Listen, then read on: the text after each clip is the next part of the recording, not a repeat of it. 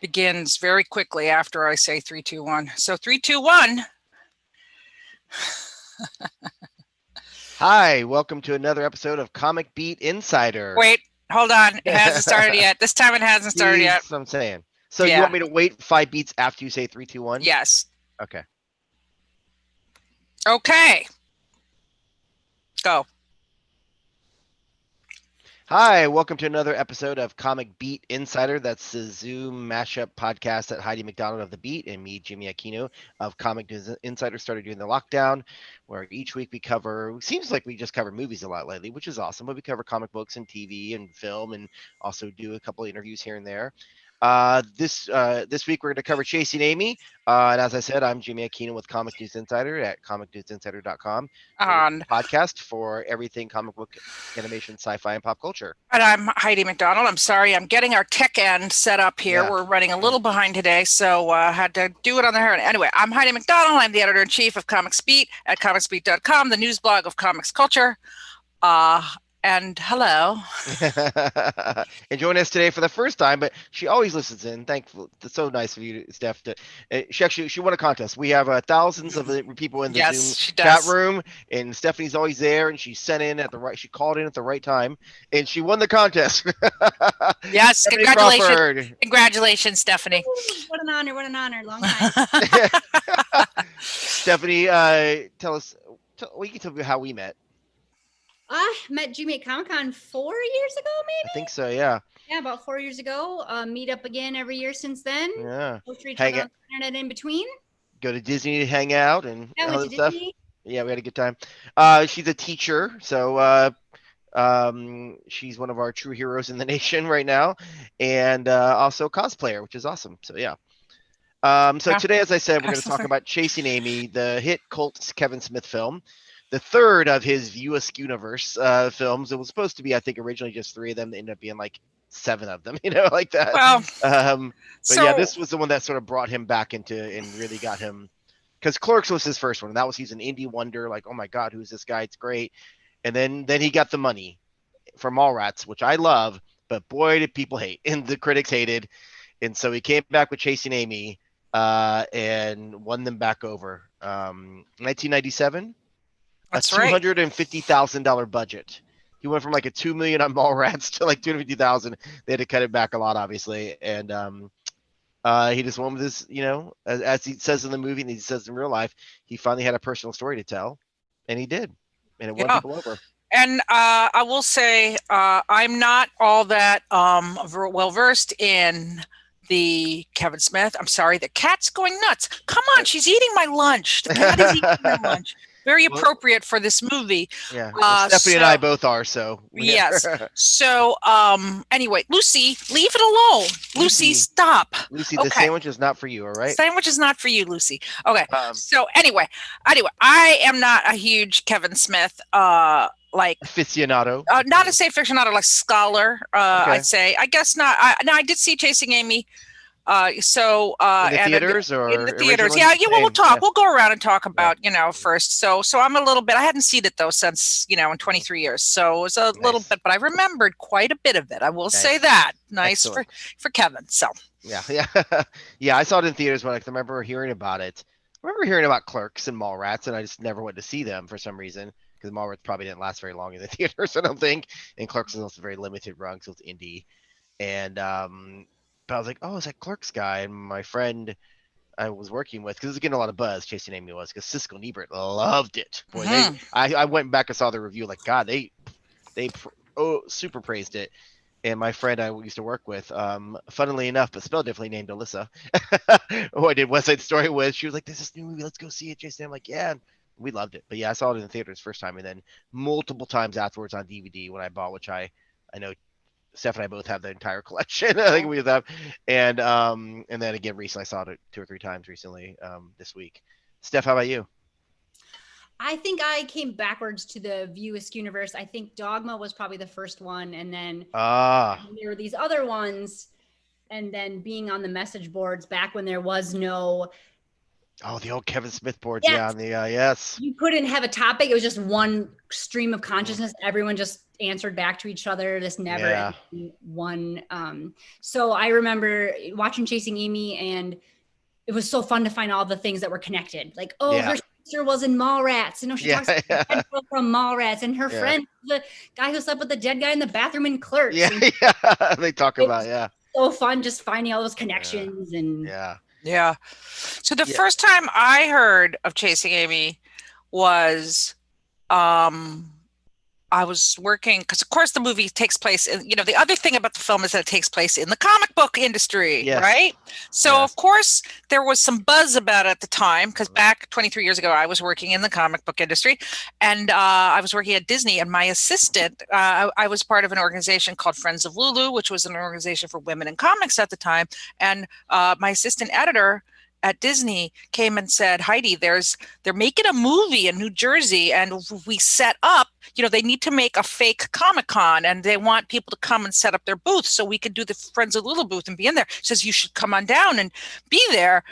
And I don't know, I didn't sound appealing to me, but I said, oh yeah, you should definitely go take the booth and set up. So I could have been in. Oh man, because they were there, because I think I remember seeing the Friends of Lulu booth. There's a couple of shots where they show obviously. So so I, again, this is one of my big regrets in life, is that I stupidly did not go close. I came so close, and and she went down, and I mean, you can see the back of her head a couple times, but so that was the first time. But, despite this, in the 90s, the go-go 90s, I was not, bitter. I wasn't sad about it at the time. It's only in retrospect. So, I went to see the movie when it opened in the theater. There was a lot of talk about it in our circles. My friends, Jimmy Palmiotti and my other Jimmy friend and Joe Casada, they get a pretty good shot. Mike Allred's in it. Yeah, a lot of the people from Wizard are in it. So a lot of my friends at the time were very visible in the film. So there was a lot of talk about it. And of course, it was, I mean, I'm sure we'll talk about this more, but it was a very daring film for its time. Sure. And, when you suggested watching it again, I was like, oh, I wonder how it's going to hold up. And I was really amazed that some of it holds up incredibly well. Absolutely. And some of it's not so much, but I would say I think most of it does. I don't know. We'll talk about it. I agree. Kevin even sort of makes fun of it himself in the Jay and Silent Bob reboot. There's a scene with Ben Affleck and Joey Lauren Adams, and they talk about Chasing Amy in character as Holden and Alyssa. And it's really, really funny. And Kevin sort of makes fun. We'll get to that in a minute. But this was my intro to the Kevin Smith world. That's the first movie I saw. And then it made me like, oh my God, I got to check his other stuff out. So I went and bought Clerks and Mallrats and loved him. And he always has great DVD extras. Commentaries are awesome. There's always a ton of extras. And as on this, I watched all the extras again, which are like deleted scenes, outtakes, and just little interview things. And then the commentary was cool because it had him and Ben and Jay Muse, Scott Moser's producer, and I think one of the studio producers was with them as well, I think. They sat around and talked about it. But even though he would introduce each clip of like deleted scenes, and Ben was there, they're in his comic store in Red Bank, Jay and Silent Bob's, just watching how, God, look at how young they are. Like, and Ben was already sort of on the rise. Like, he had Mallrats with him, and Chasing Amy was, definitely like gave him a lot of buzz, and he was in these DVD extras.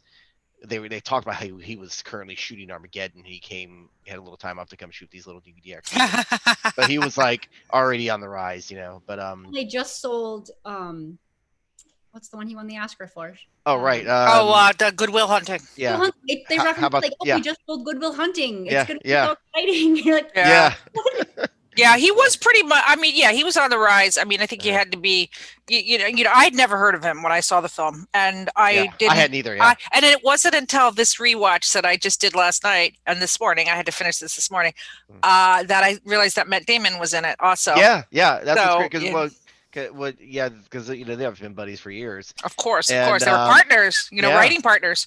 So. Yeah, there's a lot of great little cameos there. Like even Ben's little brother Casey Affleck makes a little appearance in the beginning at the Comic-Con where he's in line to get his book signed. Oh, is that Casey? Yeah, Casey's behind. Scott Moser, the producer, shaved his beard, just has a mustache, and he played the one harassing Jason about Tracy. So Casey's behind him, and he's like, "Listen, kid, it's little Casey Affleck, yeah."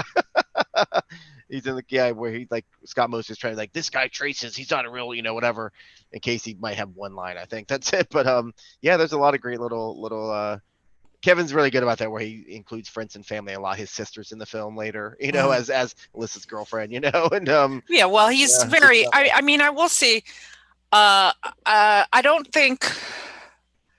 I mean, of course, I've met Kevin Smith a few times. I've listened to him talk many times. I'm sure you have as well, Jimmy. Oh, absolutely. And I mean, he's part of our world, and like, so is Jason Mewes, obviously, and I do. I mean, he's a narcissist for sure. Sure, I mean, but he's also one of the nicest people I've ever met. But he's also he's not a total narcissist, I would say. I mean, I think he's more self-absorbed, and that he always does want to have all of his family, like his daughter, and his like friends, he made a movie. Didn't he make a movie starring? He made several with his daughter. Yeah, with his daughter. She's good. She's pretty good. I mean, I'm very limited in my Kevin Smith filmography. Well, I think he saved Jason Mewes' life for sure. Oh yeah, totally. Like having him around, because Jason would probably be not. They've talked about it. Jason would probably be dead from an overdose if it wasn't for Kevin. Several times, Kevin's by putting him in films and keeping him around and starting podcasts with him and being there for him when he was going through rehab. He saved him, and Jason knows that. They all know that. But yeah, he's very loyal. He's very loyal. Exactly. Yeah. Very, very loyal. Yeah. Yeah, I took a deep dive into Kevin after this film and really became a fan of his work. As a former actor myself, of course, he's a great writer, I think, and he gives great dialogue and monologues. So as an actor, you're like, yes, this is awesome. He gives great speeches in these movies. He's, these 8-page long speeches, which I like. I did those in Greek theater, or Shakespeare, and he is, and he's made fun of himself. That's the thing about him. Why he is self-absorbed a little. He makes fun of himself. He does. He's self-aware. He is definitely self-aware. Yeah. And I mean, some people just can't stand the guy, and I can totally understand why. I get it too. I mean, I would say I'm more Kevin Smith, just neutral, I guess. And I do find his I mean, I was subscribed. He used to have a blog, he started blogging when I did. And I got tired of it because it would be like every morning, it would be like, I dropped a big BM. And then, he and it was like, no, he overshares a lot. He overshares. He definitely overshares. And he, like I said, it's like he's very, very visible. Everything is on his sleeve. He has huge sleeves, and everything is right on there. And you can't, but again, and I was prepared. I mean, given how he's really become the personification of the fanboy in culture, it's like when you think of comic book fanboys, Kevin Smith is probably for maybe at least through the last decade, the first person you think of. And Jimmy, when we did our Comic-Con movie episode back in July, I mean, he's in every one of these movies, he's like, he's a regular. And so I think what surprised me going back and watching this as was how much I enjoyed it again, and how giving it was as to, especially to the to the Joey Lauren Adams character. But I mean, that's kind of the crux of the whole thing. So I think that's exactly. They used to date. And that's what he basically based this movie on their relationship in a bit. Like, he's like, well, she wasn't gay and she wasn't didn't have as many experiences as Alyssa does. But, she was worldly. And I was from this little town in Red Bank where all the men, were raised a certain way. And, I was a jerk with her. And I learned lessons from her. And this was my tribute and also my, catharsis, to make this movie to her, and also an apology as well. So, I've met him several times. I interviewed him several times. I've seen him live I used to go to Red Bank back in the day because it's really close to get to by train, and it's a cute little town where his comic shop is. I went to visit the comic shop, and there's the Jack's Music Shop, and there was this cute little ice cream store, this little cafe. So my sister and I would go there often, and then I would meet friends there. And even when I went recently, meaning 8 years ago, John Hosch, who our regular contributor and friend, was doing a play in the Red Bank Theater. And so we went up to see him, and we stopped in the store on the way there. That's when they were shooting the first season of Comic Book Man. Well, I was going to say, like, Yeah. of course, you know, Kevin Smith is the executive producer on Comic Book Man. Yeah, so. yeah. Well, it's his story. Yeah. So yeah. So he, so they were filming, and we like got some shots, but they never used them. Think of that. Oh, we might use this for whatever. Blah. We're like, okay. But yeah, it's a cute little town we live in, and a lot of it was shot there, of course, on a very low budget. They shot like I think Jack, who owns Jack's music store, let them use like his upstairs for like a lot of like, you know, not just scenes, but like just to like store stuff and have like a green room in a sense, you know, for them. So yeah, he really reached out to the community, and they supported him a lot. When you're, you know, when you have the kind of loyalty that Kevin Smith does, it's repaid. Obviously, people really, you know, I mean, he's local boy makes good, you know. Right. I mean, he, like I said, I will always sort of, you know, unless he comes out and says like I'm a mass murderer, or you know, I was whatever, you know, I was one of those many people in the Me Too movement, then I'll okay, step back. But he's always been so. I just see him. I hear from people in the industry, you know, like he's so nice, giving, and like with me when I saw him, the last interview thing we did was at Caroline's Comedy Club. He was doing for I think for Comic Book Man, and I remember I had to leave and come back. And then by then there was just 3 of us left. He hung out and talked to us for a while. I was like, Kevin, I'd love to do a one-on-one. He's like, we're shooting Comic Man. You want to come to Red Bank? So he invites me out there, and I go out there.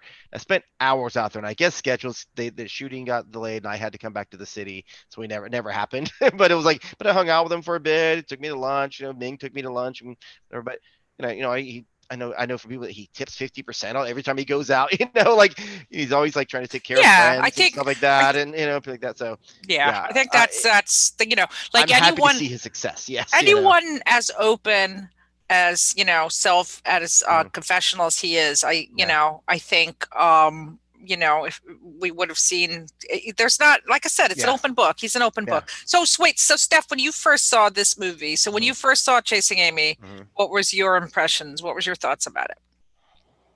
I was like, yeah, because I was college. I had just started college. So this was like, yeah, this is how adult life is. You're an adult. Yep, these are relationships. And so, and then I was so ingrained in the whole world that I loved all of it. Like, oh yeah, this, like I said, this character's connected to this. And I will tell you, I rewatched it the other night, and it was simultaneously getting in a warm bath of like, I remember this. I remember the, like these words, word for word, like when they have the altercation with the African-American comic, the you know, premeditated altercation where they yell at each other. Bricks, yeah. You still say all that word for word. And then it also felt like reading your middle school journal of like, oh my gosh, I thought I knew everything about the world, and I thought I was so smart, and I knew nothing. Yeah. I was an idiot. Well, I agree. It's like for a lot of people, I think it was that way. Like being an actor and living in New York City, you know, obviously it was like not really anything new, you know, for me, like, you know, with stuff, you know, being around this a lot. But I get, well, some people, this was, like Heidi said, this was like kind of groundbreaking for, especially in film, to see something like this where, and it's still a lot of like mixed messages. I know most of the people I talk to love this film. Lots of my female friends love this film. Lots of my gay friends love this film. Lots of them don't, you know, but what I love about it is, like, you know, especially with Alyssa's a true hero of the film, of course, and Joey Lord Adams, what a performance. Amazing. Incredible. Like, why she isn't bigger than she is. Like, she definitely got a lot of buzz from this and got work, but then it just wasn't steady. Well, supposedly she, you know, like everybody thought she was Renee Zellweger, and I mean, I will be honest, there's a huge resemblance. And the voice, of course. Yeah, and the voice. They both, and voice, you know, supposedly even Harvey Weinstein thought she, you know, didn't recognize her sometimes. So, you know, that's a big problem. Maybe she wouldn't sleep with Harvey Weinstein. I mean, who knows? You know, that's a very likely, very likely. But yeah, let's just, you know, as usual here on Comic Beat Insider, you know, if you haven't seen it, we're going to spoil it, but we're going to talk a little bit about it. You know, the story involves Holden McNeil, right? Yep. And Banky Edwards, who are the writer, penciler, and inker, respectively, on a comic called so now, what's it called? What was the name? Blunt Man and Chronic. Blunt Man and Chronic, of course. Yeah. And you know, we should definitely talk about some of the comic spin-offs, because wasn't there an actual Blunt Man and Chronic? They did some. Kevin did some later. Yeah. Yeah. So Ben Affleck plays Holden. Jason Lee plays Banky, and again, great performances he's got. Like, I mean, I saw this is the first time I saw either one of them, and then I went back. Of course, they were both in Mallrats too, but it was just like, oh my! And then watching their careers just explode was no surprise because they're like, wow, they're really good. Mhm. All three of them. The three leads are incredible.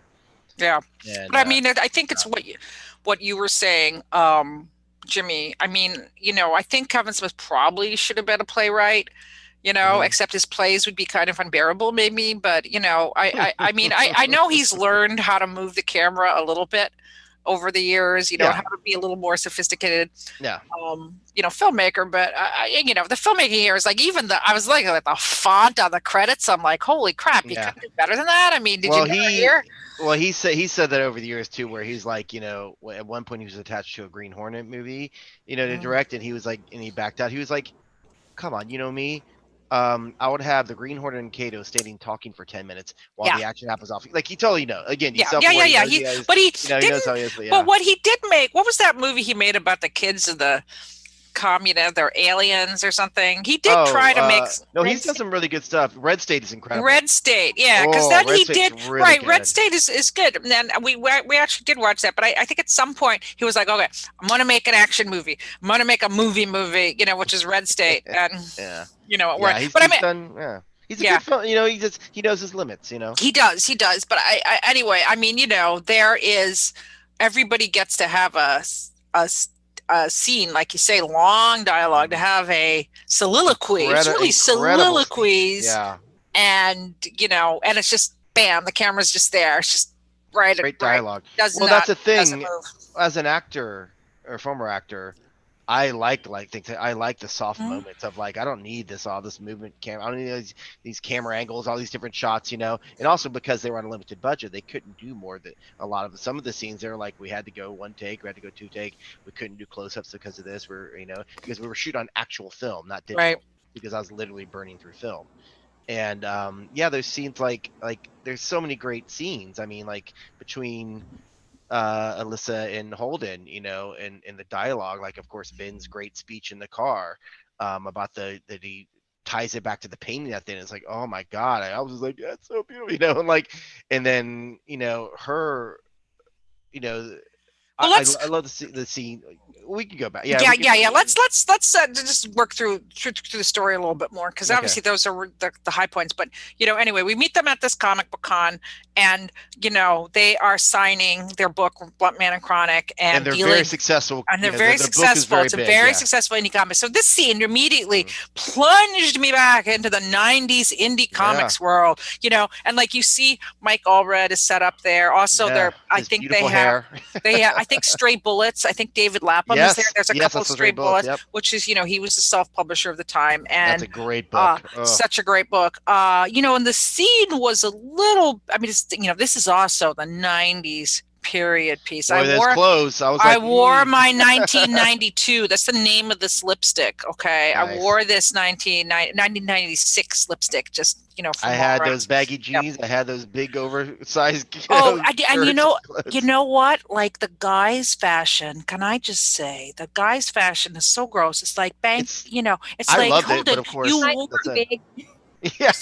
that to go out to a club on a date. Yeah. Yeah. Whereas Alyssa looks amazing. I was everything she wore. I mean, obviously she's, tiny, so she can wear anything. But I was like, oh my God, her jacket, everything. I was like, her styling, so great.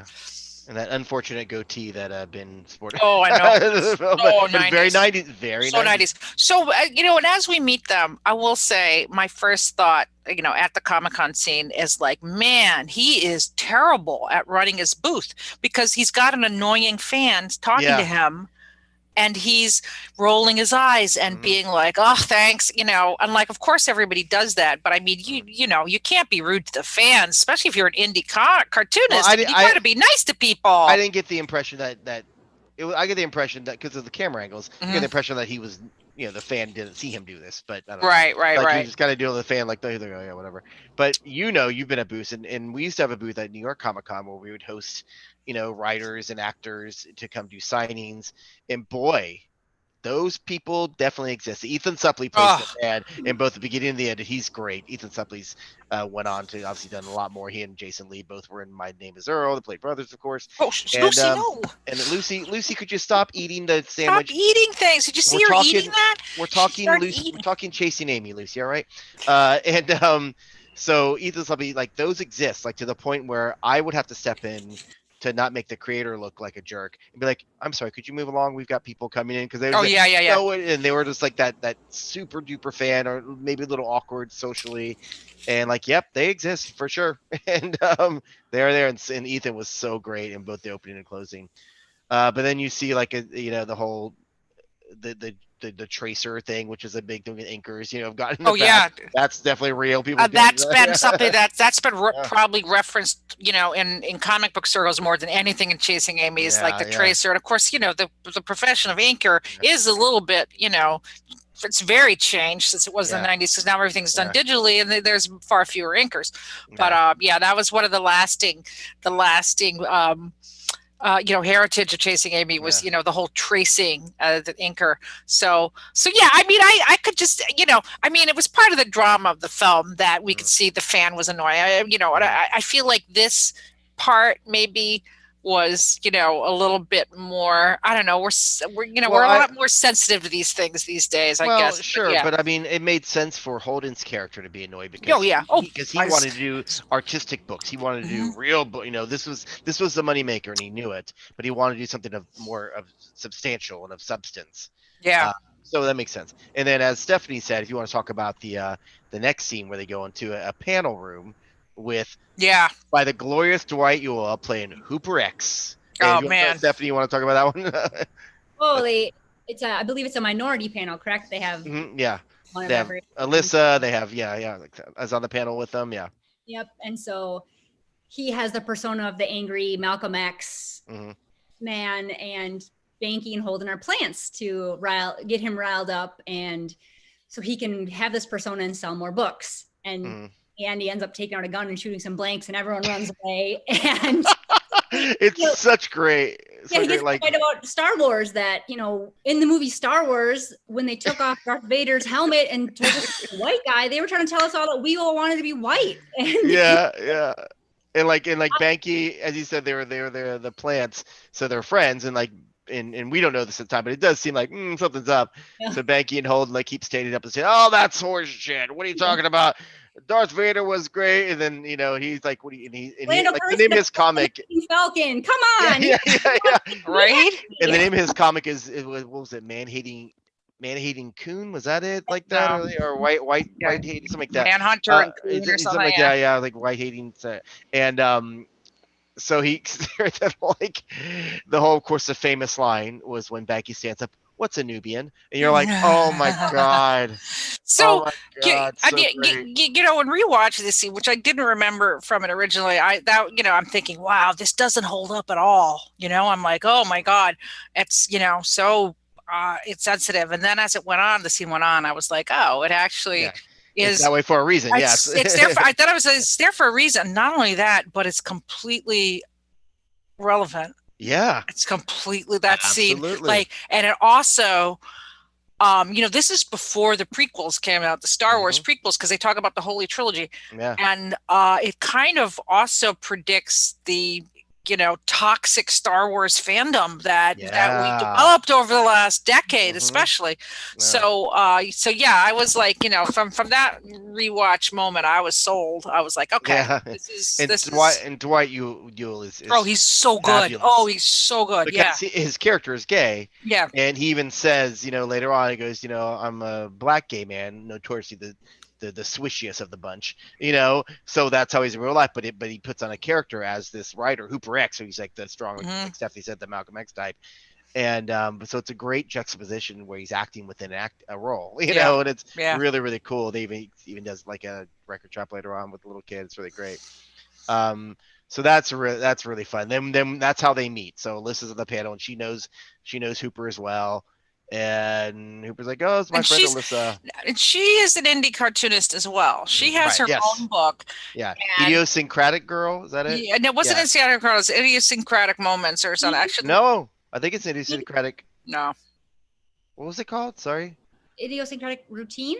Oh, Yes. maybe that's it. That's it. It, There you go. idiosyncratic Yeah, routine, sorry. which is kind of, again, um, I honestly, they kind of dropped the comic book angle, like as a dramatic, motivator after that opening scene until the closing scene. It wasn't real. I mean, there was some talk about, Banky and Holden and their relationship, their working relationship, and developing a cartoon. But I did feel like we never really saw Alyssa as a cartoonist. Oh no, we didn't. Well, because Yeah. it was more about her story as a person. Yeah. And not that her cartoon isn't part of her being a person, but more Yeah. about her life and her sexuality and her fluid. And that's what's great about it. Is like that's why people were, I think, it did so well, and also people. It's the first time we saw like somebody sort of openly being fluid about their sexuality. Mhm. And like she was like, yeah, I've identified as lesbian because that sort of makes more sense to people than saying I'm bisexual. Yeah. 'Cause people don't get that. Yeah. Because Holden falls for her, and Mm. she's a little bit of what we now call a manic pixie dream girl character, Yeah. also, Mm. and but then he sees that she's gay. They go to the Meow Mix, which is a famous Which club. I've been to Meow Mix a few times with friends. Me Yeah. too. There's Oh, still back Meow in the Mix. Yeah. day, I know that little and bar there. Yep. yeah, those were the days. So, the 90s, Well, that's the a great pinnacle of scene. human history. That's a great scene in Meow Mix because, of course, Hold goes there thinking that she's into him because they met. They sort of hit it off the first time they hung out with everybody. They're got to be friends. They're playing darts at that other bar. What was that first bar they went to? Do you remember the name of it? Oh, I don't I remember. can't remember because I feel like I've been there too. Baysax or someplace Something on like the that, Lower yeah. East Side for sure. So they really hit it off and get along playing darts, and that was actually a longer scene. They got cut down a little. And it was a great thing in the extra. They talk about the long. Did you watch the extras, Steph? No, I didn't watch the extras. No. So there's a great. And I'll be honest with you too. I tried to listen to the director's commentary, and I was like, I can't do this. It was No, yeah, and it was. I hear you. I watched it. Well, Why? Why? No. Why is that? Why is that? Yeah. Well, there's like 7 dudes sitting around a table, and they're all they're eating chips. they're eating, which is annoying. And they're like much. And again, like he knows his ego, he knows his audience. Yeah. It was very egocentric. Like, well, we're gonna do this. No, we're gonna do this. Yeah, and yeah. It's different than other commentary. I think egocentric is the word for Kevin Smith. Not necessarily narcissistic, but egotistic. I think that's the word. And that's a better way to put it, because he obviously cares and understands other people. Sure.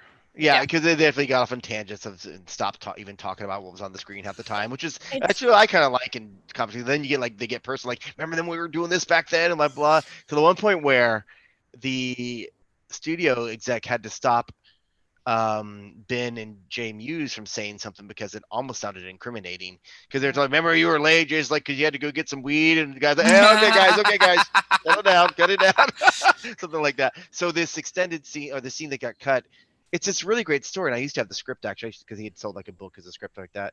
And it's this great story of Alyssa talking about what love is to her, or how she first found about it, something like that. And it's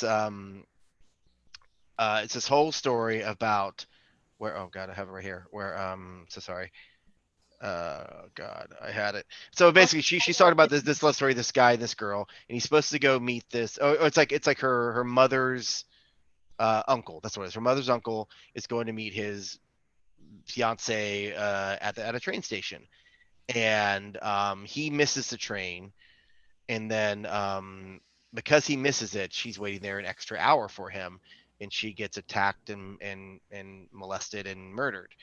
And so let's just tell the story, like, but then every day her mother's uncle rode that train back and forth every day till the day he died. And she was like, to me, that's love. Like, I'm like, oh my god, it's a good story. He's obviously told a lot better than I just did it, but it's this really intense story. And like, even Holden's like, but she died, got murdered. She's like, yeah, but my mother's uncle loved her so much, and of course I had so much guilt about it, and so much love for her, that he rode that train every day in honor of her. And I was like, wow. And that's how that was such a great thing for her character. But unfortunately, we didn't get to see it.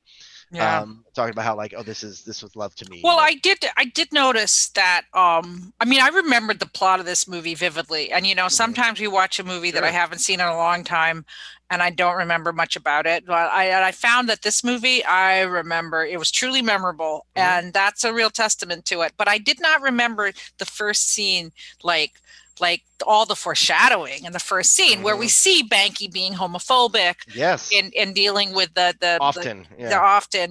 And there's a lot of allusions to to being gay and relationships and love. And I was like, oh, I mean, it's pretty tight actually, Kevin Smith. Yeah. It's like, it's pretty, like everything is there for a reason. He knows how to tie things back he together. does. It's not.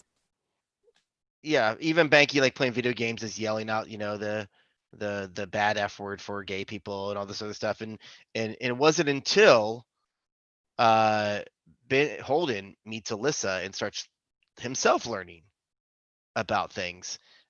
Heidi, we lost your sound. And how's that? There you are. And so I was just yelling at Lucy. So and then we see Holden criticizing Banky for his homophobia, and that's what I was. Yeah, that's what I was like. Oh, it's he's getting woke. Holden is getting woke, and we're watching him learn. That's a great scene when they're on the swing set.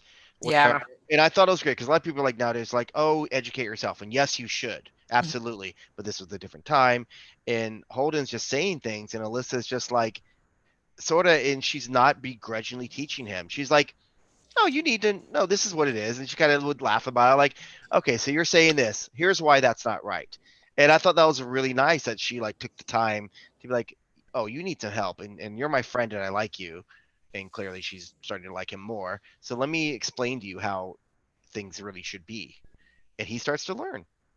Yeah. And he's becoming, in his own way, he is becoming more, he's opening his eyes, and he's becoming more accepting of where she's at. I mean, of course, he's also fallen for her badly. And Kevin Smith says he was 26, 27 years old when he wrote this movie, and like we all remember when we were that age and how much we knew about the world, and I do everything now. I made plenty of mistakes. I was very similar to Holden. We all did.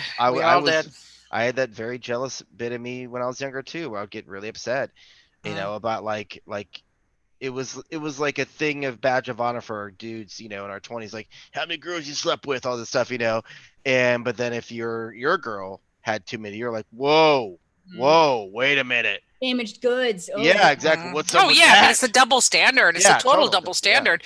Yeah. And I ashamedly had it, Yeah. I mean, it's kind of like, I mean, is it ingrained into people? Is it some kind of, evolutionary biology? It's a societal. It's a little bit of, in the nature, the male lion goes out and he kills the cubs. The cubs that aren't his, the male, the king of the pride doesn't want his seed, other lion seed out there. So, it's and again, it's based on Kevin Smith's own relationship with Joy Lauren Adams, which is so incredible that, she gives this performance. I mean, it's so heartfelt and powerful. So then, we see them falling, and then, Banky, God, what an asshole. Jesus. I mean, if there's anything like watching it again, I was like, first off, and I've had those type of friends. I've seen those type of friends. Jason Lee is so good, but so God, good. He's toxic. What a toxic, controlling jerk that guy is. And we have all had friends like that. And it's so true. He's trying to destroy Holden's happiness at every turn. Yeah. And what I think is great, because you see this, it sort of turns on him, because often the stereotype is that women are catty like that, where they want to do that. Like, here it's the man that's really catty. And I think that's so great that it's like you have this character, this dude who's just like, because most of the, you got that girl. And he's like, no, you're like, he's generally close to Holden. Obviously they're boys, but he just doesn't like it. He clearly has, his internal struggles, we found out later going on. But he's still a pretty well-rounded character, and Jason Lee Yeah. plays him so well. Like there's points, like obviously, he keeps yelling at the F word for gay people and all this other stuff, but he's friends with Hooper X, who's gay. Mhm. And he knows that. He loves Hooper. He's their friend. They have friendly arguments about if Archie is fucking Mr. Weatherby or not. Right. And I mean, Hooper is saying. And I mean, again, like, given the fact that, there's been, Kevin Keller and Archie now, and, Yeah. there's so much more gay content, in the comics, Jughead Well, people is always ace. suggested Jughead was Yeah. But, I mean, Nothing this new. is, again, very, very timely and timeless. It's a timeless, the argument over Archie's sexuality is a timeless argument. Yeah. So eventually, we get to the scene in the car where they're driving back, and a little bit again on the nose where they're in the car, and there's been a montage with music where we see them doing cute couple things, but they're not a couple because she's lesbian, and they're in the car, and then Holden is just, I love you, and then there's a big crash of thunder because that's what happens when you. And the fake rain, and they told we had hoses and all this stuff. Rain machine at one point. Yeah. But he gives this amazing, speech about loving her, and how she makes him a better person, and that she's the one he's been looking for all his life, and then the scene plays out in such an amazing way. Yeah, it's not this immediate like, oh my God, I was hoping you'd say that. She's like, how fucking dare you? Yeah. How dare you? It's unfortunate that you felt the need to tell me this. And she's like, I'm out here, and she's genuinely angry, I think, because she's angry because she knows she's starting to feel something. Yes. And and she says something that it's in a later scene where she said, I was so good that I wrote it down. Actually, I made a note about it to bring up. So, but she's just, and I think this is why the movie holds up a lot better because she says you had no right to do this, you have no right to put this on me, which is obviously now we're way more put more emphasis, quite rightly so, on people not dumping their shit on other people. Yeah. What did you think, Stephanie? What did you think of this? Like he needed to unburden himself no matter what it did to her. Yeah. Right. So he couldn't have soldiered on and just theme. Like, this is the path she's chosen. I get to be her friend. I'm so lucky. Yeah. I've got to tell this, which also, I mean, there's also the point of, say what you feel, and then it's out there, and then if it dies, it dies. And if you get to be friends, you get to be friends. Yeah. I remember seeing this in a film class, and they stopped it at that point, the point where she got out of the car, and they stopped it for the day. And everyone was like, oh my God, she left. She got out of the car. This never happens in a movie. Right. And so the next day when we had class, started it up and they kissed, and there were people that were like, boo. Right. Yeah, I totally get that. Yeah. And just, again, it goes to the egocentrism. So like his feelings were the only ones that mattered. Right. Yeah, it's that theme is central to out there. It's something I still struggle with myself, and maybe I got it from this movie. Is that like I do feel like, especially somebody like myself who deals with anxiety and depression a lot, I feel like, well, I should tell people how I feel. Obviously, the goal is not to upset them or whatever, and then in retrospect, I'm like, oh, I guess I did upset them by telling them that, maybe they're hurting me or this or that like that. So that now they're upset at me. So I'm like, okay, maybe I need to relearn that myself. You shouldn't have to keep everything aside either. Right. Exactly. Yeah. I do want to go back real quick just to the nightclub scenes. There's a couple interesting things there. So the girl that introduces Alyssa on stage to sing is Gwen Turner. She is a filmmaker and actress herself. She was a screenwriter on American Psycho and the notorious Betty Page. She's also lesbian. And she even said, like, when the movie's coming out, she was like, oh my God, my lesbian friends are going to hate this. But then years later, she was like, actually, a lot of them really liked it, and he obviously named a character Gwen Turner in another movie after her because they're friends. Also in that scene, the girl that Alyssa, Joy Lord Adams wrote that song she sang Alive. And the girl she goes to kiss is Jason Lee's wife, or was Jason Lee's wife. Oh. Yeah, that he makes out with in the bar the whole time. So like Jason Lee just watches his wife make out with Joe Lord for like a whole scene. Kim is a girl. Yeah, they were married at the time. they're. Can we also go back to they had the discussion about the scars? Oh yes, the sex scars. Scene just plunks down. Yes. Yeah, they basically it's a parallel to the Jaws scene from where who are the characters I forgot in Jaws? And Quint. Quint, yeah. Yeah, right. Carrying Yeah. shark scars, and Kevin Smith again is like, oh yeah, I stole that from Jaws. It's obvious, right? Yeah. Literally. That is so great. That's such a great. It looks like they're in a boat. The background is like a blue kind of thing. Yeah, it's so good. And he admits like, I stole this and that. And that's from like Malcolm X, that shot. And this is from another Spike Lee shot I stole. This is from, that. But yeah, it was really, really great. Yeah, and I'm sorry, I'm checking the chat. We have a lot of people actually watching this on YouTube live and leaving some comments in there. So cool. just a shout out to everybody who's watching live. Some of our regulars, Edie and Sajida and Englishman in San Diego. So thanks for checking in. So anyway, but yeah, cool. I do. It was. Just a lot of, if she hadn't come back, first off, she shouldn't have hitchhiked home. All right. Like, first off, get in the car, get a ride home. All right. Right. Well, when you're in an emotional moment like right. that. Well, I know, but I would have been concerned if she hitchhiked home. So she had certainly. To come, right. But I'm also saying, but she threw herself, I said when she threw herself into Ben Affleck's arm, you know what? If she hadn't done that, there would have been no second part of the movie. So it's like, okay, like maybe in real life, I wish she just kept on walking, but, okay. Well, like any movie, then the movie's over. Yeah.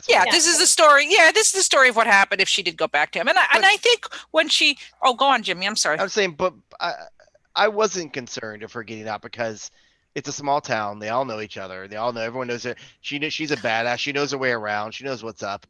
So I was like, she'll be fine. But I know what you're saying. Right. Yeah. I mean, it is only a movie, but it's like sometimes if there's a movie and people don't, shut the front door, right? I'm like, hey, that's, or especially Stephanie, women with their purse, right? Yeah. Women come in, they have a purse, like, Thelma and Louise, when they go back for the purse, it's very true to life. Okay. That's what you do. And so, anyway, so I always have anxiety about these things. Sure. No, I get it. Well, and I think to go back with the women thing, like, her telling, and I can't remember exactly if it's on the swings when it falls exactly. I can't, but telling him basically she's never been with a man. Oh yes, exactly. Yeah. So she did. She plays him. It's what he wanted to hear. Yes, And she admits later she shouldn't have done that. Yes, she did. But guess what? It was none of his beeswax. Yeah. None of your business, Holden. Yeah. Exactly. And I've only been a woman, so I don't know. Like, I feel like that's something ladies do a lot. Is like, I can't tell you this whole thing because I don't know your reaction. And the old joke is you always hear about crazy ex-girlfriend stories, but you never hear about crazy ex-boyfriend stories because they kill their girlfriends. So like, right. Don't tell. Yeah. So, that makes again, when that happened, I was like, oh, that makes total sense. How many women probably lied to me about it, saying that because in my 20s was like, I want to be, special to you and you're whatever, and it's like, well, I mean, there's a lot of lessons. We definitely, real life lessons that this movie makes very clear, and we're a little more aware of. But it was none of her business, and she told a little white lie, and he had no right. I mean, like looking at this, I think even at the time watching the movie, we know Holden's wrong. He's completely wrong, and Kevin Smith knows he's wrong. Kevin Smith is exercising his own feelings of guilt for his, for putting it all on. And he doesn't forgive Holden either. He doesn't. He doesn't make him come out as a hero at all. No, not at all. Respect for that. Yeah. So the next scene that really got me was when her lesbian friends are upset about it. Which is true. That one bites the dust. Yeah. This is not an inaccurate scene. And so, but then we see them when they're together, and he asks, her, why was I the one? And she, then she gets to give her killer speech that is so resonant and really, timeless. Again, timeless, holds up, and she says, "These are my choices," and she says, "I did this on my own terms." Yes. And that's it. She is an adult and she is allowed to make her own choices. and about sexuality, about who she dates, who she fucks, who she loves, everything. And it's fluidity. Yeah, she talks about like this is as I grew up realizing I felt a certain way.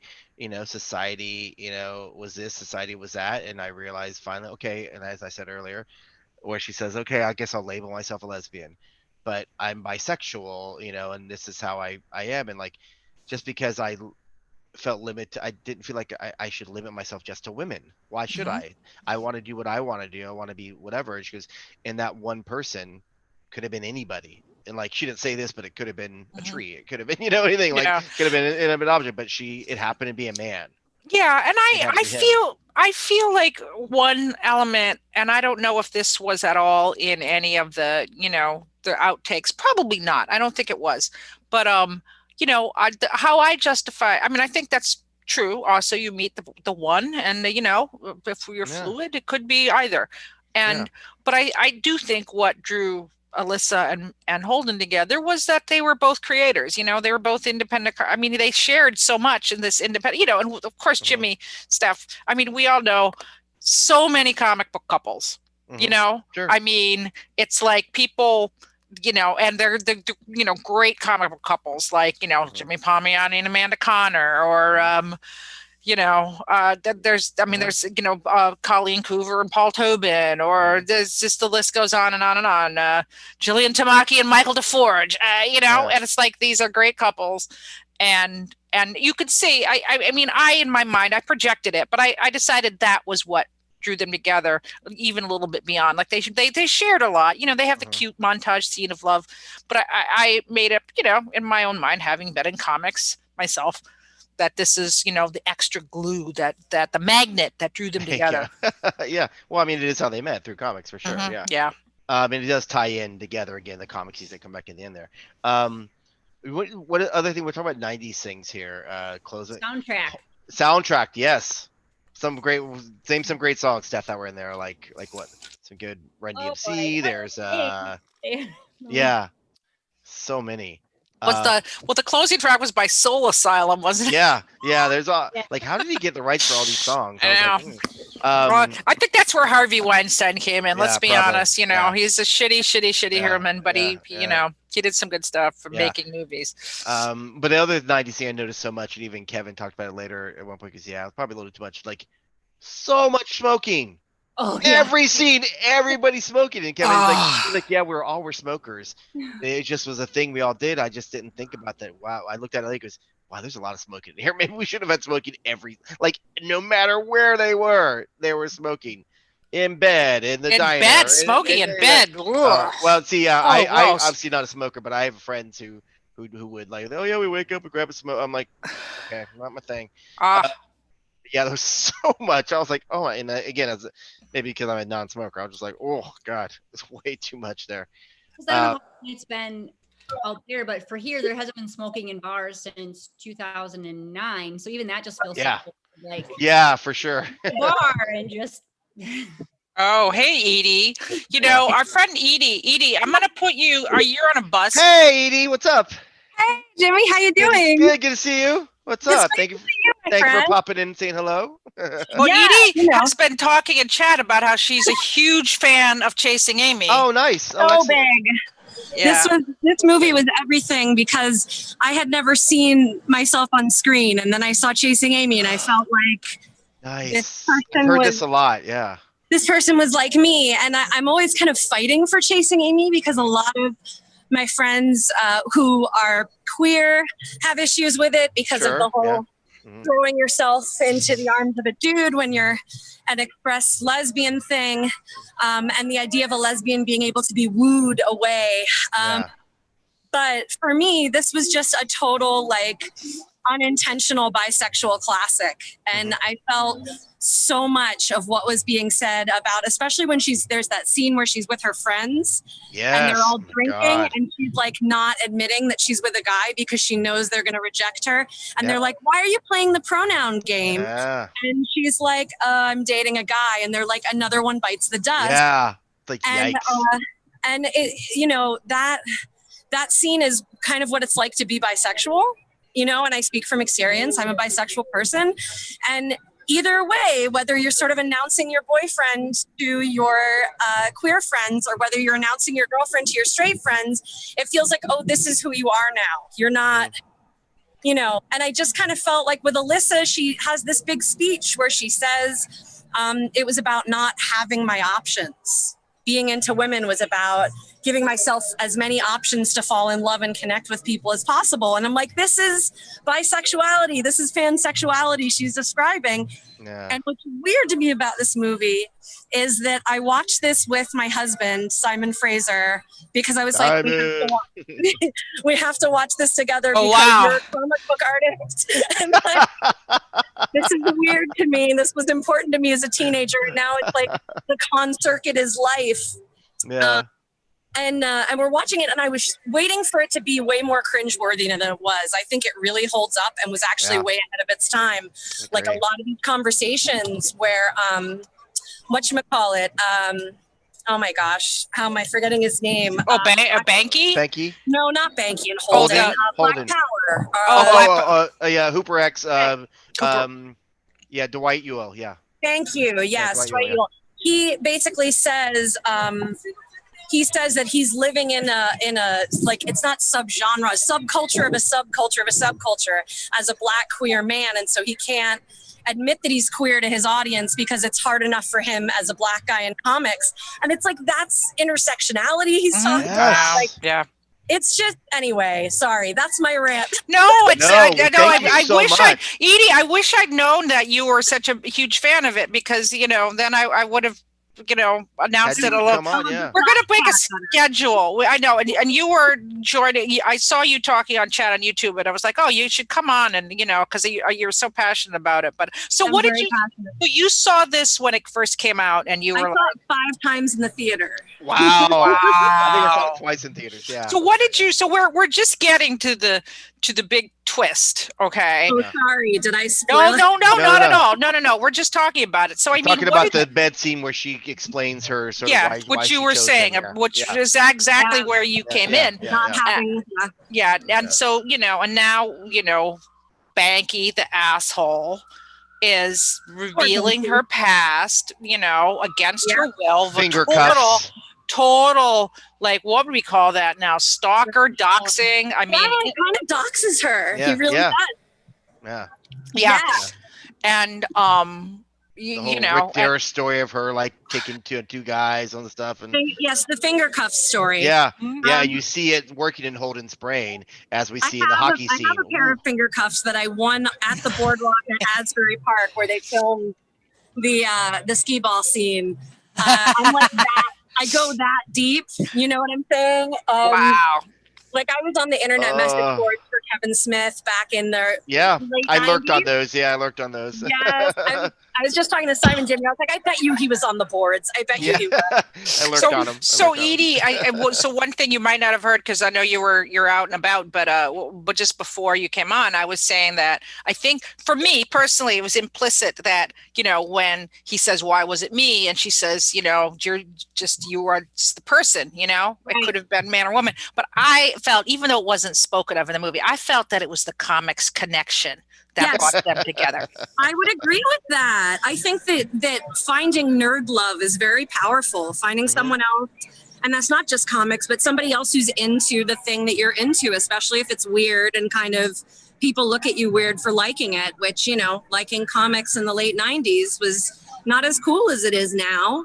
At least it didn't seem that way to me. For him to be really into her. I mean, I feel like if there's one thing this movie's really missing, it's seeing her being a professional. Yeah, we were talking about that. Yeah. And you don't get to see her making these comics, and the art at the end for her comic is great when you see it. Idiosyncratic love routine, isn't it, or something like that? Yeah, something like that. It's amazing. So. Yeah, that sucks. But yeah, I think it's definitely a nerd collection and the fact connection. You know, for sure, it'd be neat to see her go into that a little bit more. It was. Yeah. Well, what's great is that as I mentioned, I don't know if you saw Jay and Silent Bob reboot, Edie. Did you see that? I have not seen the reboot yet. I've been kind of afraid to watch it. It's silly and fun. It's just like it's like Strikes Back, where it's just like a bunch of cameos, a bunch of silliness. Yeah. So there's a great scene they have, and I'm gonna spoil it for people. Sorry, but where, as I mentioned earlier, where Holden and Alyssa come back. So Jay and Silent Bob are like at a Comic-Con. They're hiding out, and they're hiding out. Oh my God. Yes, oh my God, back. Jimmy. I don't know if I'm ready for this. Oh, this is so debated as to what happened afterward. Yeah. So I'm going to tell you what happens. So here's what happens. So yeah, I know I am going to tell you. Do it. Jay and Bob, Silent Bob, run into this panel room where Ben Affleck's character Holden now has a podcast, and he just interviewed Alyssa, his old lover and old friend, about her comic, which is now being about his comic. His comic Chasing Amy that you see at the end of the film became wildly successful, a big hit, and they're optioning it for Netflix, and she's writing it. And then that's the character. So, and they mention it how or she says how I'm sorry, I have it here. Where she says, well, yeah, firstly, she says, you know, it's a story that's told from a queer's perspective.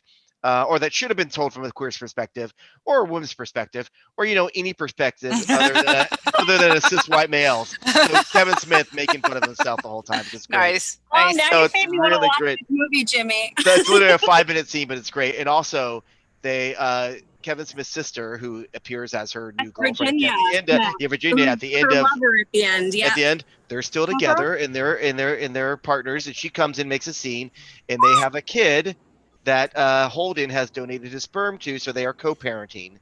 Nice. So now Holden and Alyssa have a kid, and he's just the daddy, and like Jason Mewes' little daughter plays the kid. I was going to say there's no way they could do that well, but that's actually really great. Yeah. And then like Holden goes on to say how having a kid is the most important thing of his own, and then of course he makes fun of his own Batman role with little lines here and there. I love it. It's like it's really cute. Litlaker thing. Yeah. Very Kevin Smith because he was super influenced by Slacker. This all makes sense. Oh yes, wow. Yeah. So it's nice that Kevin looks back and goes, yeah, maybe should have had a different viewpoint, like that. But still, that's the thing I love about him. He knows his own flaws. He admits them. Wow. Out there. Well, there was more originally in Chasing Amy with her lesbian friends that was cut from time. There's a whole scene with Ileana Douglas that is not there. Yes. Oh, it's great. Ileana Douglas. Yeah, it plays. I guess she's like her roommate. I think because Holden shows up to pick up Alyssa for a date, and Ileana answers the door and just goes at him. Oh, so you're the guy that's gonna take her away? You're whatever. And she's great. And unfortunately, like she said, it's on the DVD. Unfortunately, the scene had to be cut. It was like and but it's so great. I'm like, oh my God, Ileana Douglas. Like really. So yeah. So So I mean, there's so much in this that is like I said, life lessons. Then we see jealousy, and I will say one thing, kids, if you're watching this right now, I'm just gonna say, never ever volunteer information about your past love life to the person you're dating. Now, maybe after you've been married 10 years, you want to spice it up, then you can do it. But do not volunteer. I do not subscribe to that. Do not ask. Also, do not ask. Just let it lie. Let it lie. If it's in the past, that's not in your present. Just leave it be. Yes, leave I be. see what you're saying. Yeah. No, leave it be. No, I'm saying no. Don't compare notes. That's my advice. Don't volunteer things that they're not going to find out about. It's my advice. I mean, one of the reasons that I love this movie so much is that I also felt like for a lot of women who dared to be sexual at all in their teens, this is like a really common experience that people would sort of get intimidated. Even nice guys, quote unquote, would get intimidated by your past in a way that would come up and cause problems in the relationship. For sure. That rang super true. Well, that's what I was saying earlier. Like, in my 20s, I definitely was the same way where I would it was a thing where it was cool how many girls you slept with, but then one of the girls you're with, if she slept with more than a certain, you're like, what? Oh my God, you've gotten around. Meanwhile, you could have 3 times as many, and it's just like, that's okay. But for a woman, it was considered terrible. So, when Holden interrogates her at the hockey game, but by the way, I was criticizing Kevin Smith's filmmaking earlier, but I will say the hockey scene is great. Yes. Isn't it good? Yeah. Instead of they cutting between, so every time he asks her some kind of leading question, they cut to somebody being hip checked. And, Really finally there's great. like a fight, and then they go out and Oh then my God, she's Joey so Lauren good. Adams gets another incredible. So good. So good. She's a suburban legend. One of the greatest lines ever. Oh, she's so good. And like just when he leaves, and she screams, "Fuck!" And slams that car and falls down. I'm just like, oh my God, I got so teary. It was like, yeah, but I mean, she handles it. Like, I really like the way she confronts it is so amazing. Like, instead of being like, what are you talking? Because, her acting is so great. When he first brings up finger cuffs and she's like, oh shit. Yeah, she's like, it's up. She's like, oh shit. And she let him keep going for a while. And then she owns it. And it's like, you know what? Again, it's like, these great, like I said, I wrote them down because I just thought she said, these were my choices. Yeah. These were my choices. And again, it's a message that holds up even, today so well. Yes, some sex. And, yeah. She said like, he had a map. Okay, your map was A to B.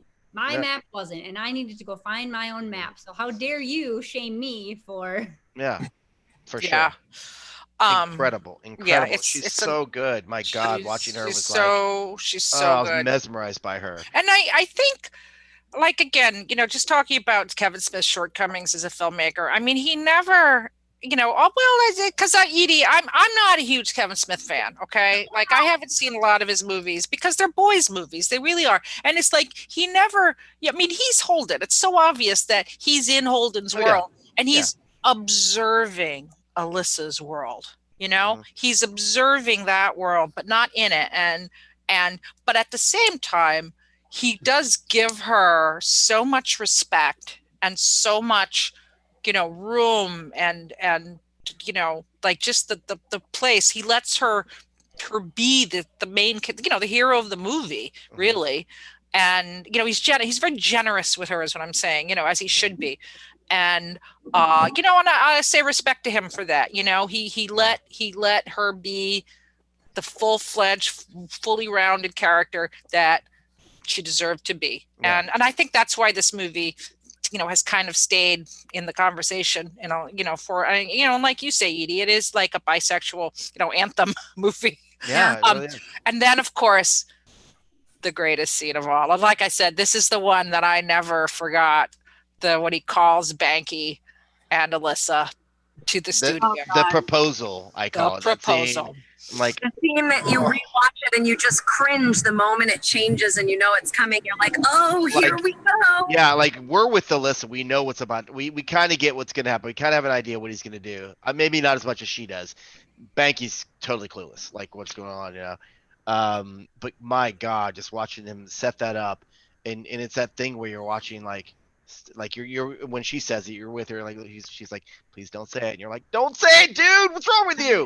Look on her face as she does that as well, like she's so performances from her and Ben Affleck. I mean, I feel like Ben Affleck's never been better in my opinion. He's so good. Actually, he has. Clearly you haven't seen Geely, but but I gotta say, you guys, I do think the scene stealer here was Jason Lee. Oh, he's great. Because he is like when Banky when Holden says, you're in love with me, and he plays it like so well. It's not like, it's the shock and then I got caught too. It's like the same thing that Alyssa had before. It's like, I've been found out. Yeah. And he's like, maybe I need to, come clean about this.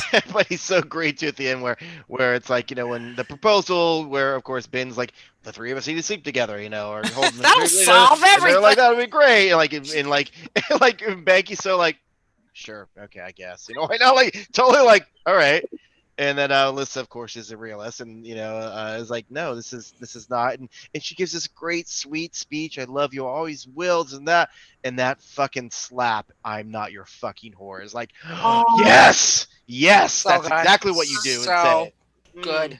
Yeah, she would just look on Ben's face. It's like, oh, so good. And if we were a little sad, when she ran back in the rain in the car. in this scene. We're vindication, like, yeah. just a little vindication for her. And yeah, I mean, so Steph and Edie, I mean, did you feel like that Alyssa had, like, her story arc was satisfying throughout all of this? Were you satisfied by it, you know, at the time and as you look back at it in later years? I mean, I would say yes. Only the things that I've already said, which is I'd like to see some more of her making comics. Yeah. I'd like to see more. I wish it was split more between her interactions with her friends and his interaction with his friends. I feel like it's very much a Banky and Holden story, and she's sort of the third person. Right, right. To me, if it was like they were the two friends and they're one side, like a he said, she said kind of a thing.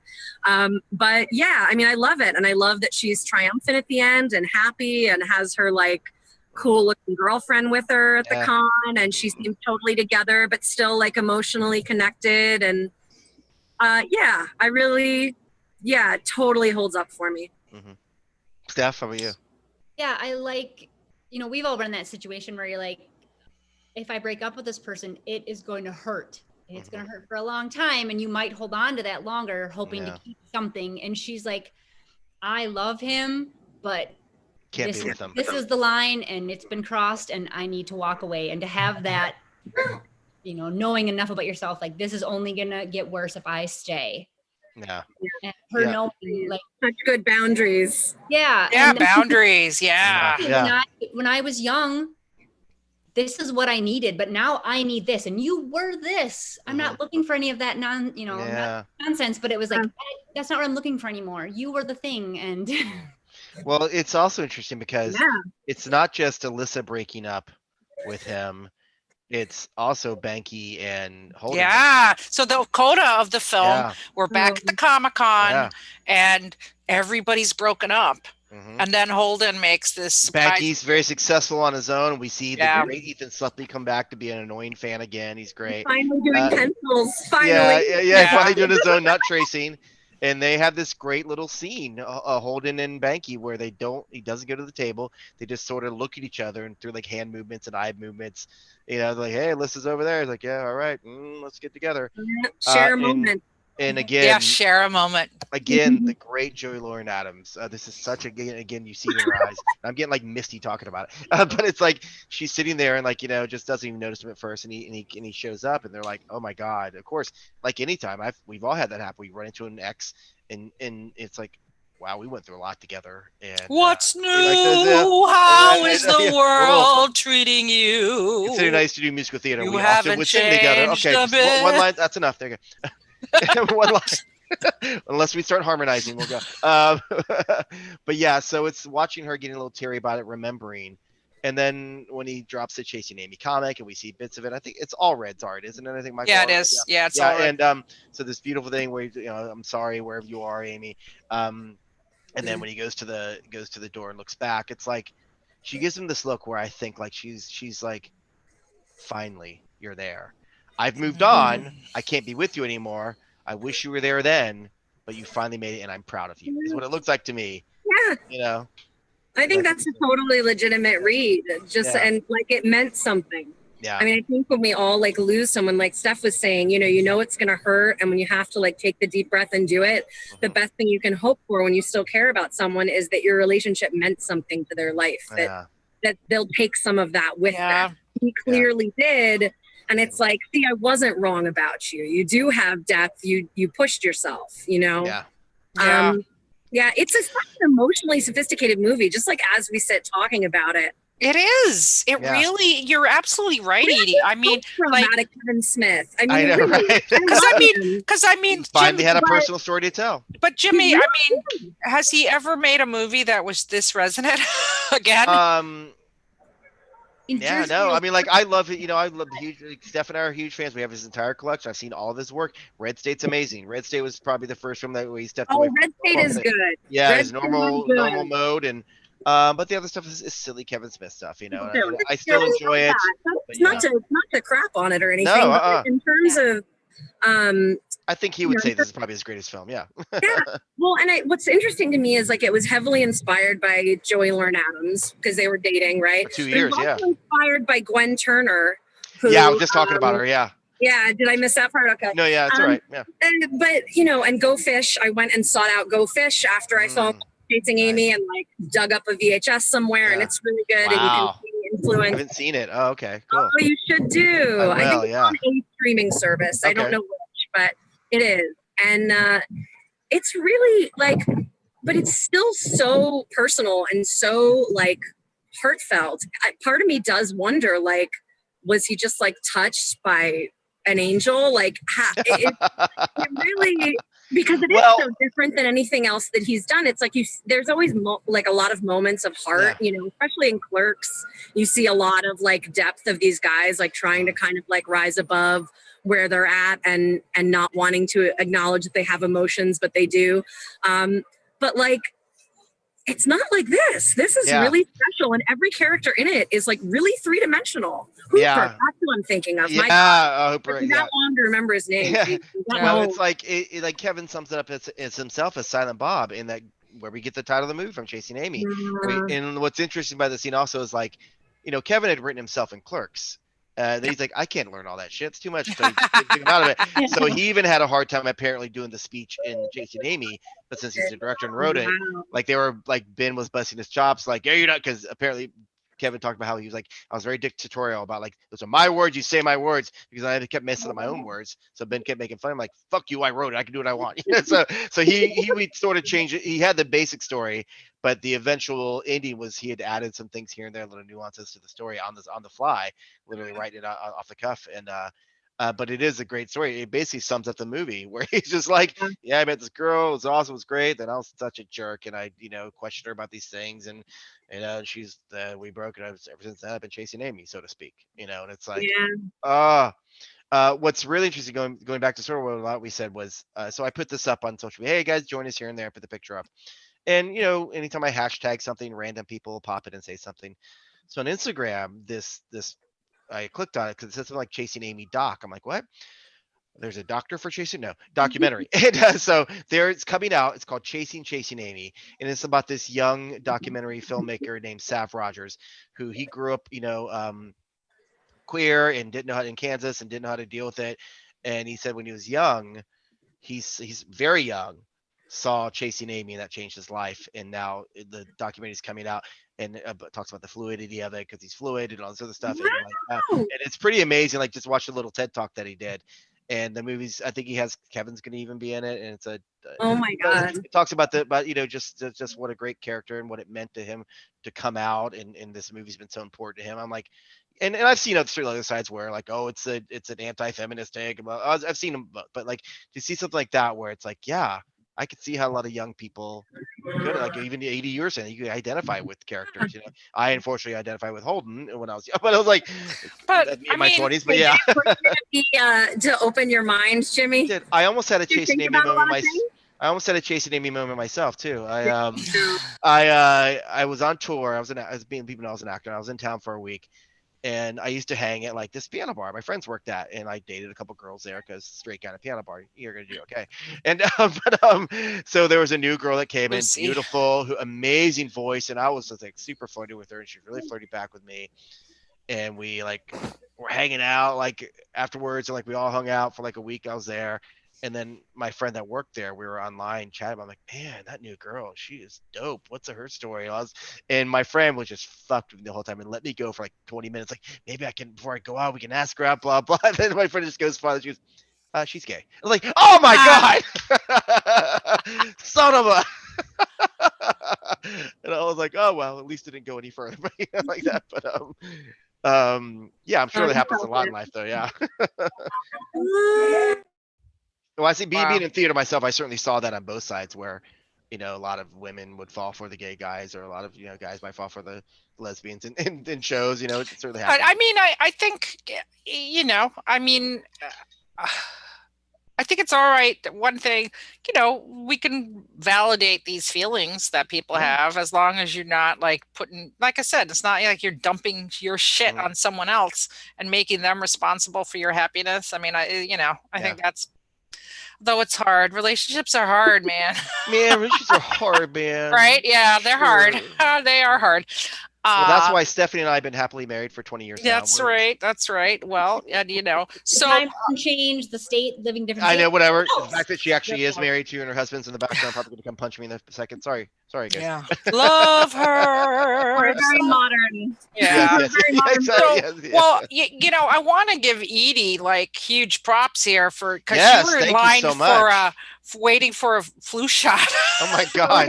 I got Did you get it? Are you okay? Did you get? So you just got your COVID? Oh my God! But anyway, I saw you commenting. I got to let people know a little. For having me, honestly, because I saw this pop up and it was like, of course, I have reminders for anything Comics Beat as like a very proud member of the Comics Beat, like Matt said, whenever it pops up. And I was like, chase it. What? Clicked on it while I'm waiting to get a nasal swab. Yeah, well, that's how you do it. No, I really so honest. I'm so glad you could pop in and join us and give us some thoughts. And, we'll have you. Oh, please. I'd love to. And, what's funny is Kevin Smith's in New Jersey this weekend, I think. Oh, I think you're right. There's a movies pop-up. Yeah, a movie pop-up. Yeah, I was very tempted. You're a Dogma fan, right?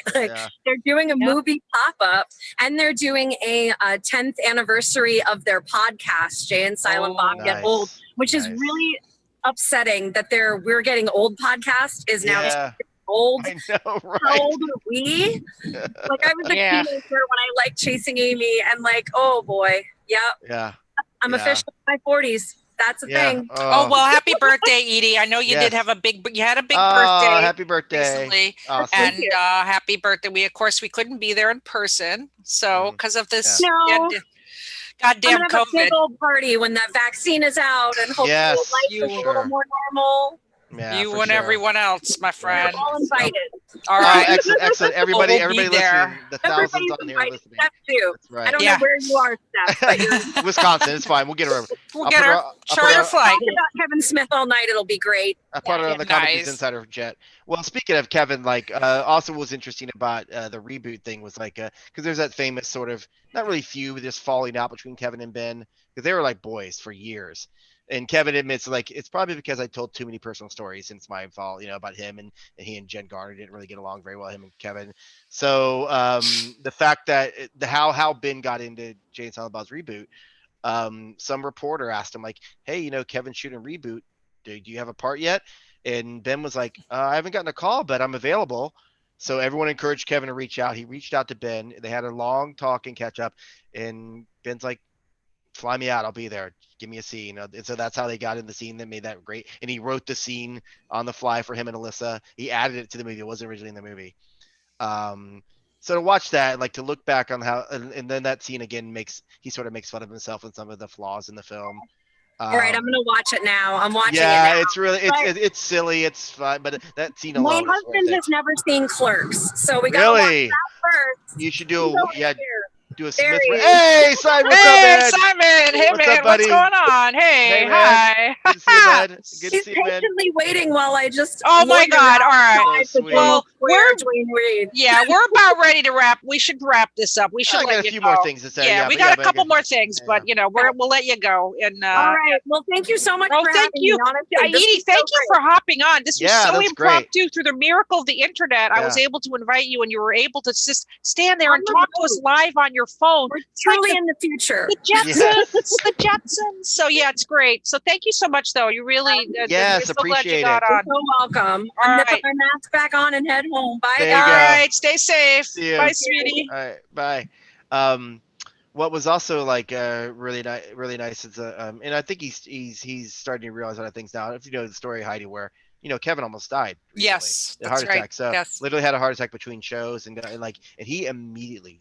I'm so impressed and proud of him. Changed his diet, his life around. He lost a ton of weight because, I don't know if I could do that. He told me, you need to cut this out. I'm like, yeah, I guess I'll try. He immediately changed everything about him, or a lot of stuff about him to survive. He's still vegan now, right? Yeah, he's still the boisterous and talks about his own, everything like that. It has lots of stuff going on, but I think he looks back on a lot of things now. Like I said, when the whole thing with Ben Affleck, he looks back and it's just so proud to have. He's like, my boyfriend's back, when he got him back, and so I think it's like I said, it's really nice to see in the reboot how he talks about some of the changes he might have made or things he would have done differently over the years. Yeah, so there was a couple little deleted scenes I was gonna mention, but Edie brought that one up with Ileana was probably the biggest one, and the what I mentioned about the mother. So there was, but there was the Blunt Man and Chronic comic. Yes, so there was a so they did. There's also a scene you see in the after Jay and Silent Bob leave, they say they're going to Chicago. That's important because between that and Dogma, Kevin wrote a comic called Chasing Dogma. Right. It's what Jay and Silent Bob do in Chicago because they go there they want to find Sherman, Illinois, yeah, where John Hughes, all his films, they're like, oh, it doesn't exist, and so that, and then they eventually did a Blunt Man and Chronic comic a little bit later as well. A mini series for a couple of those. I used to have them. I may still, who knows. But yeah, he definitely did some comics based in that world. Yeah. So there was a little bit of, and then there was like a Clerks comic. I mean, Jim Mahfood. I think they had Mike Allred did some of it, but I know Mahfood did the Clerks comic, and there was. There's a Clerks animated series. I mean the Clerks. The View Askew-averse is huge. I mean, this would take many shows to actually. He got into the podcast world. He's become a very successful podcaster. And the Cars Comic Book Man, all of that, the Red Bank and everything. And he does a great video podcast with our friend Mark Bernardin. He does that's right. Fat Man on Batman. Fat Man on Batman. Discuss pretty much. They used to only discuss Batman. Now they discuss anything nerdy. So it's just sort of but that's cool. So of course, with anything modern, I want to do a remake. So I'll do this real quickly here. And with anything, it is. Thankfully, there's Hooper X in the film, but it's still, besides that, it's a very, white film, as a lot of those films were back then. Yes. So I like to adjust that for modern remakes. So for my modern remake here, as Holden McNeil, I would bring my preferential one I use often here and there, Charles Melton, who plays Reggie on Riverdale. He's got that same sort of swagger, charm Ben Affleck has, good looking and sort of like almost kind of cocky looking, like that. I think he'd be great. And for Joy Loader and Len Adams, Alyssa Jones' character, Karen Fukuhara, who is currently in The Boys as the female, and also was in the first Suicide Squad film. And I think she'd be great. And I'd like to see her do more because she hasn't really done a lot. So I'd like to see her really, just stretch her acting genes there. And for Banky Edwards, Jimmy O. Yang, which you may know. First started seeing him in Silicon Valley, of course, as Jin Yang. He was in Crazy Rich Asians. He's a great stand-up, and he just has that really sort of like almost dickish personality he puts on as in his roles. And I'm like, oh, he'd be great. He'd be a great Banky. As Dwight Ewell, also known as Super X, Little Nas X, the singer rapper, like he'd be great. He came out as well, and like he looks great. I think he could play that really well. I think it'd be awesome. Jay and Silent Bob here. I'm gonna mix it up a little here. So for Jay, I want to see Aquafina to Jay because just she's so like she's very ranty and like that. She'd be great. And for Silent Bob, especially to give that speech. There's an actor. I don't know if you guys saw the DC show Titans. It's almost the only thing he's done. In season 2, he played Echo, which is the deaf character. It's this actor named Chella Man, and he himself is actually he's deaf himself also, but he's hearing impaired. Impaired. Well, he's transgender, deaf, genderqueer, and he's also half Chinese and half Jewish. So you see him as Silent Bob, but that would be really cool. Then him come out as good one. Speech. And then the last two here we have the Ethan Suplee superfan. I'd like to see Nico Santos, who is in that great series Superstore on right now, but he also was in Crazy Rich Asians, where he played the one that was the helpful nephew that helped everyone with the glasses. He's Filipino. I could see him just being a big nerd, and it'd be directed by Crazy Rich Asians director John M. Chu. Wait, who? Romantic comedies. Who was Alyssa? Alyssa was Karen Fukuhara. Oh, right. Okay. In The Boys. Yeah. Right. So, okay. Yeah. Sorry, I missed. So there. Yeah, that's all right. So I think Kevin would give his blessing because he's definitely grown. You guys, for sure, take my script, change it a little here and there, but a little update for you. Nice. Well, so yeah, once again, revisiting a film, you discover more about the film and you discover more about yourself. I learned something today, for sure. Yeah, it's. I still love this film. Like I said, I probably hadn't seen it I'd seen it multiple times in the past, but I probably haven't seen it in at least 10 years or more. So I watched it twice this week by itself, and then again with the commentary, and then just certain scenes here and there that I'd flip through. Just so impressed by the writing and dialogue, but just like the acting talent was immense in that. It's a very well made film. And I don't think there's that many Kevin Smith's film. You know, you could show this to anyone, I think. And if they're at all possible that they can tolerate a Kevin Smith film, this would be the one. Fair enough. I am a big fan of all this stuff, but you know, I it's definitely see flaws here and there and stuff. Yeah, but it's not for everyone. I understand for sure. But this one I think could be. Yeah. Again, they actually show the Siskel and Ebert a review is online. You can watch it. It's really great. Like they fawn over it. Wow. They're just like, this is how and they said something like, Hollywood needs to get this script and learn how to make characters talk. This is how people talk. You know, like he's right. Yeah. Sure. Well, I mean, as Edie alluded to, I mean, there weren't a lot of films at the time, and actually still not today, that dealt with these kind of themes. And, you know, there's a lot more in comics, obviously. I mean, now, you know, comics are queer, and, you know, there's so many great comics about gender fluidity and, you know, gender roles and all of that. So, but yeah, in 1997, it wasn't a lot. This was pretty groundbreaking. For sure. Yeah, I think, any other final thoughts on Chasing Amy, guys? Steph, what do you got? I would say through the first third of my rewatch, I was like, oh man, I don't know if I can do this. Like it feels so terrible. It felt terrible, I'll be honest. And then it won me over again. Like, all right, they do wrap this up. He doesn't get away with being this person anymore. Nope. Yeah.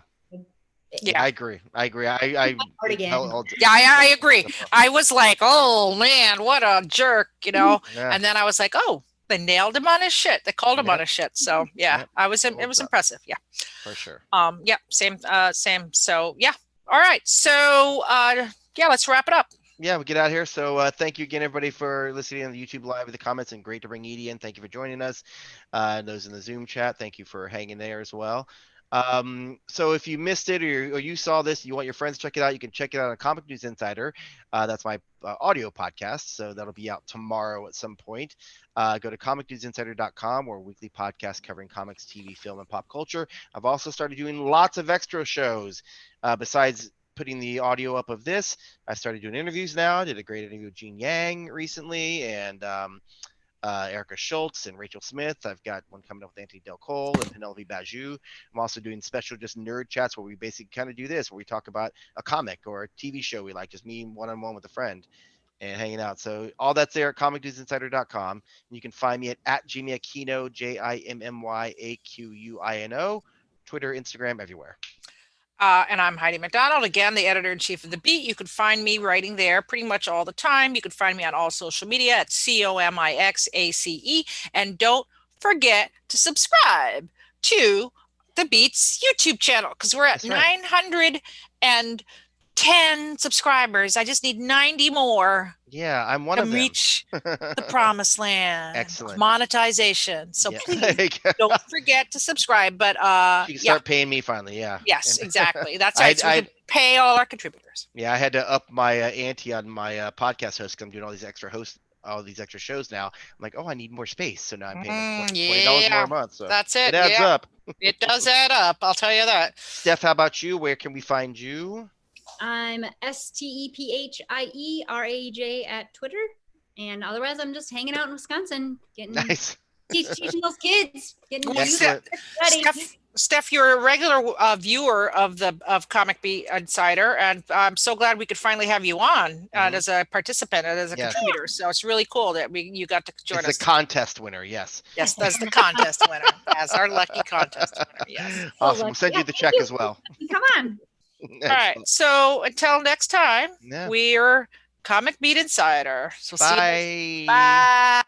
And now I learned how to turn